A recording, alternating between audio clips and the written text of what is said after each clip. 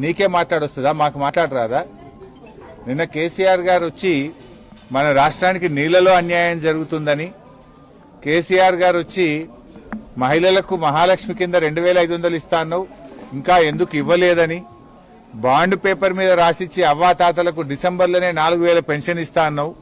2 ఏళ్లు అయింది.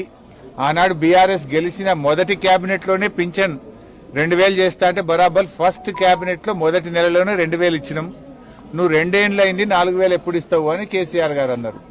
నువ్వు మాట్లాడిన బూతులేంది, నువ్వు మాట్లాడిన మాటలేంది? నువ్వేమో విద్యాశాఖ మంత్రి, నేను ఉద్ధరిస్తా, నాకు విద్య మీద ప్రేమ, పేదలంటే ప్రేమ అన్నావు. ఏం ప్రేమ నీది? 4 నెలలకెళ్ళి మెస్ బిల్ ఇవ్వకపోవడం, 4 నెలల నుంచి కటింగ్కో కొబ్బరి నూనెకో కాస్మెటిక్ ఛార్జెస్ ఇవ్వకపోవడం, ఇదేనా పిల్లల మీద నీకున్న ప్రేమ? అంటే నీకు తొండాల లాగులు జరగొట్టాడు ఎవరు లేడనా నీ లాగులో?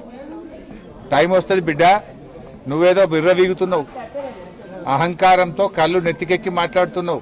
మళ్ళీ గెలుస్తా, 2/3 గెలుస్తా అని పెద్ద శపథాలు చేస్తున్నా అని మాట్లాడుతున్నావు. వెనకడ కూడా గిట్లే శపథం చేసినావు. కొడంగల్లో ఓడిపోతే రాజకీయ సన్యాసం తీసుకుంటా అన్నావు. పొల్లు ఒడగొట్లే నిన్ను కొడంగల్లో. రాజకీయ సన్యాసం తీసుకున్నావా? మాట తప్పినవా? మాట తప్పినవు నువ్వు.